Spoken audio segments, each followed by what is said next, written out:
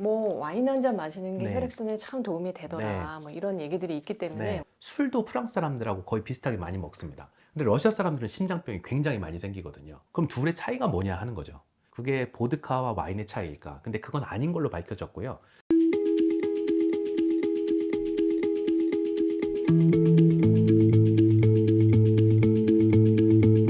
네, 그러면 교수님 저희가 이제 혈관 그리고 이 판막까지 얘기를 좀 해봤는데요. 세 번째 말씀하신 게 근육이었잖아요. 네. 심장은 근육이기 때문에 네. 이제 계속 움직이면서 뛰는 건데 네. 근육에도 문제가 생겨서 결국은 심장의 기능을 다하는 심부전증으로 갈 네. 수가 있는 거죠. 네, 그렇죠. 심장 혈관 질환하고 판막 질환은 대부분의 경우에 후천적인 질환하고 연관이 있는 경우가 많고요.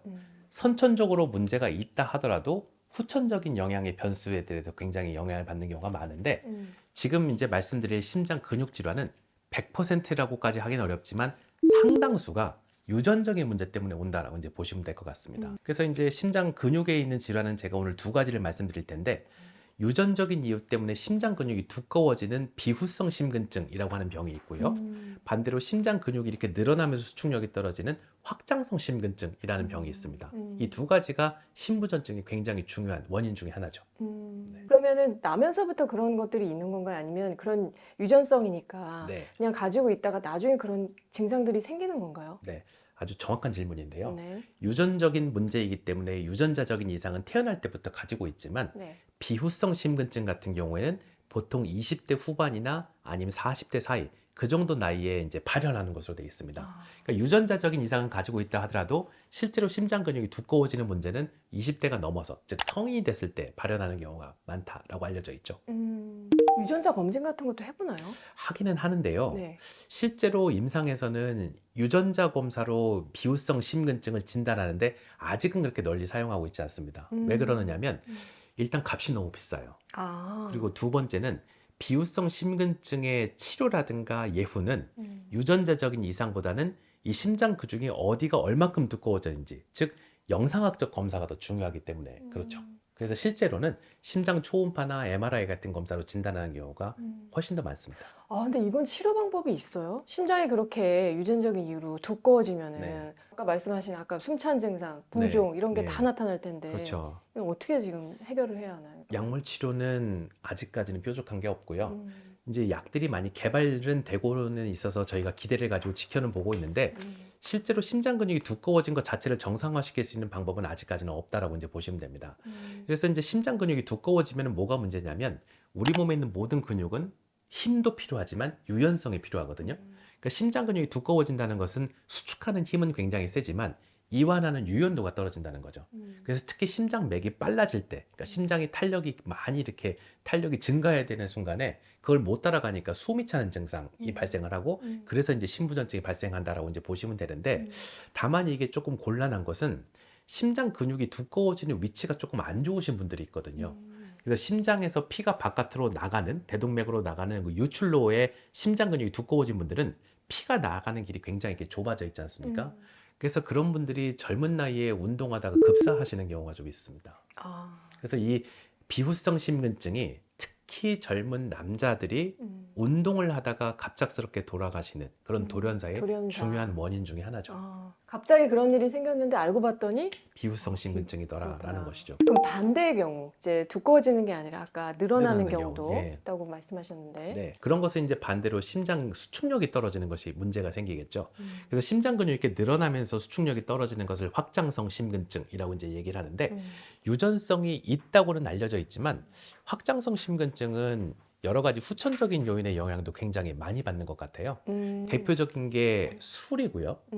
두 번째는 요즘에 점점점 많아지고 있는 항암제. 그러니까 암 때문에 항암제 치료를 받으신 분들이 항암제 독성 때문에 생기는 경우도 굉장히 많이 있고 또 여성분들 같은 경우에 예를 들어서 임신 중독증이라고 해서 임신 때 굉장히 심각한 혈관이나 심장에 문제가 생기시는 분들이 있는데 임신 합병증으로 이런 문제가 발생하시는 경우도 굉장히 많이 있습니다. 이건 한번 생기면 돌이킬 수 있나요? 그런데 이거는 참 재밌게도요. 확장성 심근증에 사용하는 약물들이 굉장히 최근에 많이 발전을 했어요. 한 10년 사이에 엄청나게 좋아져서 치료를 제대로 하고 원인이 되는 요인들을 교정을 하면 예를 들어서 음주를 많이 하시는 분들이 술을 끊는다거나 아니면 출산하고 나서 산후조리를 잘 하신다거나 또는 항암제 중에서 심장에 독성이 있는 약을 중단한다거나 하게 되면은 한 1년에서 1년 반 사이에 80% 정도는 100% 회복하는 경우도 있습니다. 네. 저희 시청자 여러분들이 또 궁금해하실 만한 좀 질문들이 몇 가지 있어요. 네. 좀 여쭤보고 싶은데 많이 또 호소하시는 심장 질환 중에 하나가 네. 심장이 굉장히 막 두근거리는, 두근거리면서 병원에 갔더니 부정맥이다 이렇게 네. 진단 받으시는 분들도 있고 네. 그래서 그거에 대해서도 좀 간략하게 말씀을 해주실 수 있을까요? 네. 원래 정상적인 사람은 자기 심장이 맥이 뛰는 것이 안 느껴져야 됩니다. 심장맥이 뛰는 게 느껴지세요? 안 느껴집니다. 네, 저도 안 긴장할 느껴요. 때는. 저도 안 느껴지거든요. 이게 정상이에요. 네. 근데 어떤 원인에 의해서 자기 심장맥이 뛰는 것을 느끼는 것, 이 증상을 의사들이 심계항진이라고 얘기를 하거든요. 근데 심계항진 중에서 실제로 심장맥에 문제가 생기는 경우가 있고요. 이런 경우 이제 부정맥이라고 얘기를 하죠. 근데 심장에 이제 생기는 부정맥은 크게 세 가지가 있는데 심장맥이 느려지는 서맥이 있고요. 심장맥이 빨라지는 빈맥이 있고 그리고 심장맥이 불규칙해지는 부정맥이 있고 이 세 가지가 있습니다. 부정맥으로 만약에 진단을 받는 경우에는 네. 치료라든가 이런 건 또 어떻게 좀? 네. 사실 부정맥도 굉장히 여러 가지 종류가 있는데 부정맥 내에서도 진단명을 굳이 따져보자면 한 10가지 정도로 나눌 수가 있거든요. 그 중에서 이제 위험한 부정맥도 있고 위험하지 않은 부정맥도 있고 증상이 심한 부정맥도 있고 증상이 심하지 않은 부정맥도 있고 그렇습니다. 그래서 그런 부정맥 중에 어떤 것이냐에 따라서 이제 치료가 조금 달라지는데 사실 가장 흔한 부정맥은 심실기회수축이라고 해서 가슴이 덜컹 하는 이런 증상이 느껴지는 경우가 굉장히 많거든요. 심장에 다른 문제가 없으면, 그러니까 여태까지 설명드린 심부전증이 없는 정상적인 심장에 생기는 그런 심실기회수축은 증상이 없으면 딱히 치료하실 필요는 없고요. 혹시라도 증상이 굉장히 심하시다면 약물 치료를 하거나 아니면은 요즘 같은 경우는 기술이 좋아져서 그 부정맥이 나오는 부분을 찾아서 찢어서 없애버리는 그런 방법도 있습니다. 뭐 어떤 분은 울컥한다고 네, 표현하기도 하고 네. 지금 뭐 덜컹이라고 네, 얘기하셨는데 네. 왜 그런 느낌이 느껴지는 네, 걸까요? 심실기회수축이라는 부정맥의 경우에는 우리가 정상적으로 심장은 심방하고 심실이 이렇게 박자를 맞춰서 쿵짝 쿵짝 뛰어야 되거든요. 근데 말 그대로 심실기회수축이라는 것은 심실에서 기회, 그러니까 자기가 뛰지 않아야 될 때 수축한다라는 얘기죠. 근데 정상적으로 심장맥은 심방에서 시작을 한단 말이에요. 그래서 심방하고 심실이 쿵짝 쿵짝 뛰어야 되는데 심실에서 자기가 뛰지 않아야 될 때 뛰니까 울컥하고 뛰면은 심방하고 심실이 동시에 수축을 하게 되는 경우가 생기게 되는 거죠. 근데 심방은 사실은 굉장히 힘이 약한 그런 심장의 방이고 심실은 근육이 두꺼워서 심장이 굉장히 셉니다. 그러니까 두 개가 동시에 수축을 하게 되면은 심방 쪽으로 피가 울컥하고 밀려가게 돼요. 그러니까 가슴이 이렇게 퍽 치는 느낌이 나면서 어떤 사람들은 기침을 하는 경우도 있고 울컥하는 증상이 있죠. 근데 이게 별로 위험한 부정맥은 아닌데 이게 굉장히 많이 나오시는 분들이 있어요. 정상적으로 하루에는 뭐 보통 한 100개 정도까지 나오는 것은 일반인들도 많이 나오는데 하루에 보통 한 10만 번 정도 심장이 뛴다고 봤을 때 한 4만 개, 5만 개 정도가 이런 부정맥이 나오시는 분들도 있죠. 그러니까 그런 분들은 그 부정맥 자체가 위험하지 않다 하더라도 너무 많이 나오니까 그것 때문에 심장에 변형이 생기시는 경우도 최근에는 좀 많이 있는 것 같습니다. 네. 관리함에 있어서 심장내과 교수님으로서 봤을 때 네. 이것만은 좀 피하셔야 합니다. 딱 하나만요. 네, 딱 딱 한 하나만. 가지만 좀 예. 얘기해 주시면 좋겠습니다. 딱 하나만 하면 담배를 끊으셔야 됩니다. 담배는 정말로 끊으셨으면 좋겠어요. 그러니까 흡연이라고 하는 것은 정말 심장에 백해무익한 것이고 아까 말씀드린 특히 혈관 질환에 굉장히 중요한 원인이 되기 때문에 담배를 좀 끊으셨으면 좋겠습니다. 그 이유를 좀 간단하게만 얘기해 주시면 네. 담배가 너무나 심장에- 명확한 심장 여러 가지 질환의 위험인자로 밝혀져 있기 때문에 그렇거든요. 담배는 혈관을 수축시키는 병이 있거든요. 그러니까 혈관을 수축시키면 심장에 과부하가 걸리게 되고 그게 오래 지속되면 지속될수록 심장에는 굉장히 심각한 부담이 되는 거죠. 그럼 담배를 한 가지를 피웠을 때 그 효과가 1시간 정도라고 이제 얘기를 하는데 그래서 예를 들어서 하루에 한 갑 정도를 피게 되면은 통계적으로 24시간 내내 심장에는 과부하가 걸리는 거 아니겠습니까? 그러니까 심장에는 굉장히 나쁜 것이 담배죠. 술도 그럼 여쭤보지 않을 수가 없을 것 같아요. 왜냐하면 뭐 와인 한 잔 마시는 게 네. 혈액순환에 참 도움이 되더라. 뭐 이런 얘기들이 있기 때문에 네. 어떻게 생각하세요, 교수님? 네, 그것에 대해서 조금 얘기해도 되나요? 네. 네. 네. 아주 중요한 질문인데요. 네네. 그 프렌치 패러독스라고 하는 현상이 있었습니다. 네. 이제 프랑스인들의 역설이라는 것이죠. 1980년대 심장내과 의사들이 이제 발견한 현상인데 프랑스 음식 좋아하세요? 네, 좋아합니다. 제가 아주 좋아하거든요. 근데 사실 그게 굉장히 기름져요. 근데 어느 정도 기름지느냐? 우리가 영양 성분을 따져보면은 미국 음식만큼 그 동물성 지방의 섭취량이 많다고 합니다. 버터를 많이 써서 그럴까요? 그렇겠죠. 네, 그런데 아주 재밌게도 그렇게 그 사람들이 지방을 많이 먹는데 미국 사람들에 비해서 프랑스 사람들이 심장병이 굉장히 덜 발생하거든요. 그래서 그런 것들의 원인이 뭔지 찾는 작업이 1980년대부터 90년대까지 많이 있었어요. 그래서 너무나 역설적인 현상이니까 이것을 프랑스인의 역설이다라고 이제 얘기를 하는데 그 원인이 이제 와인이라고 얘기를 하거든요. 그래서 와인을 이렇게 먹게 되면은 아무리 그렇게 기름지게 먹어도 심장 혈관에 기름때가 끼는 죽상경화증이 덜 생긴다라고 하는 현상이 이렇게 발견이 됐습니다. 그런데 또 한 가지 재밌는 거는 그럼 와인 때문이냐 아니냐 아니면 술 중에서도 뭐 맥주라든가 뭐 보드카라든가 이런 걸 많이 먹는 사람들도 많이 있잖아요. 근데 러시아 사람들 한번 보면 러시아 사람들도 기름진 그런 식사를 하고 술도 프랑스 사람들하고 거의 비슷하게 많이 먹습니다. 근데 러시아 사람들은 심장병이 굉장히 많이 생기거든요.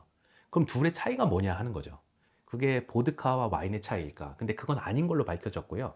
술의 종류 없이 나타나는 현상인데 음주 습관이 다르다고 합니다. 그러니까 프랑스 사람들은 와인 섭취량이 굉장히 많지만 그 사람들은 식사 때 한두 잔씩 이렇게 매일매일 마시는 사람들이고 러시아 사람들은 주말에 보드카를 포금을 하는 사람들이거든요. 그래서 아주 재밌는 현상 중에 하나가 러시아 사람들의 사망률이 가장 높은 요일이 월요일하고 일요일이라고 하거든요. 아, 네. 왜냐하면은 토요일 주말에 이렇게 몰아서 마시니까. 그래서 그런 사망률이 월요일하고 일요일에 굉장히 높다가 화, 수, 목, 금 이렇게 점점 떨어져서 금요일 날 최저가 되고 다시 토요일부터 올라가는 그런 재밌는 현상이 관찰이 됐어요. 그러니까 이런 것을 종합해서 말씀을 드리면 한두 잔의 술이 죽상경화증에 의한 심장병을 덜 일으키는 것 같다라는 것까지는 사실인 것 같고요. 그런 것들이 술의 종류하고도 상관이 없는 것 같다라는 것까지는 맞는데 음주 습관이 굉장히 거기에 중요한 영향을 미치는 것 같다라고까지가 최근의 결론이었었습니다. 그런데 작년부터 심장내과 의사들이 술은 아예 먹지 않았으면 좋겠다라고 입장을 좀 선회를 했습니다. 아, 그렇습니다. 왜 그러느냐면 네. 죽상경화증에 의한 심장병을 조금 덜 일으키는 것 같기는 한데 그것이 아까 말씀드린 부정맥 중에서 심방세동이라는 부정맥을 굉장히 많이 일으키거든요. 술이요. 네. 그래서 이제 심방세동이라는 부정맥이 한번 생기면 심장 안에서 피찌꺼기, 혈전이 굉장히 많이 생겨서 나이에 비해서 일찍 뇌경색이 굉장히 많이 생깁니다. 그래서 이렇게 저렇게 이렇게 그 따져보면은 술에 의한 장점보다 술에 의한 해가 훨씬 더 높기 때문에 한 1, 2년 전부터 심장내과 의사들의 권고가 아예 술은 안 드시는 걸로 이렇게 바뀌었습니다. 아, 그러면 결국 뭐 술도 담배도 안 하는 걸로. 그럼 반대로 아, 요거는 조금 했으면 좋겠다. 네. 그거 한 가지만 좀 말씀해 주시고 마무리했으면 좋겠습니다. 네, 운동을 좀 하시죠. 어떤 운동이 좋을까요? 심장 무슨 건강에는? 운동하세요? 걷기? 걷기. 얼마 전에 그 어떤 굉장히 유명한 의사 선생님께서 하신 말씀 중에 좀 멋있는 말이 있어서 제가 기억을 해놓고 있거든요. 오래 살고 싶으면은 유산소 운동을 하시고요. 멋있게 살고 싶으면은 근육 운동을 하십시오. 아, 그러니까 둘 다 하셔야죠. 멋있게도 사셔야 되니까. 결국은 뭐 유산소 운동과 또 근력 운동을 병행해야 한다. 네. 그게 심장 건강을 또 지키는 지름길이다. 이렇게 네. 말씀을 주신 것 같습니다. 오늘 영상 보시고 혹시 여러분 이제 모르시는 것도 있으면 댓글을 달아주시긴 하는데 심장은 사실 굉장히 복잡하고 또 내용이 좀 전문적인 내용들이 많아서 제가 아는 한은 최대한 답변을 드리겠지만 주치의 선생님께 여쭤보시는 게 가장 또 정확할 것 그렇죠. 같아요. 네. 심장 건강에 대해서 알아보는 아주 유익한 시간을 가져봤습니다. 교수님 너무 감사드리고요. 네, 감사합니다. 우리 교수님 다시 한번 또 모셔서 말씀 나눌 수 있는 그런 기회도 한번 가져보면 좋겠습니다. 저희 그럼 끝으로 인사 나누고 마치도록 하겠습니다. 여러분 항상 건강하시고요. 올해도 정나래와 함께 슬기로운 또 식생활 하셨으면 좋겠습니다. 네, 감사합니다. 감사합니다.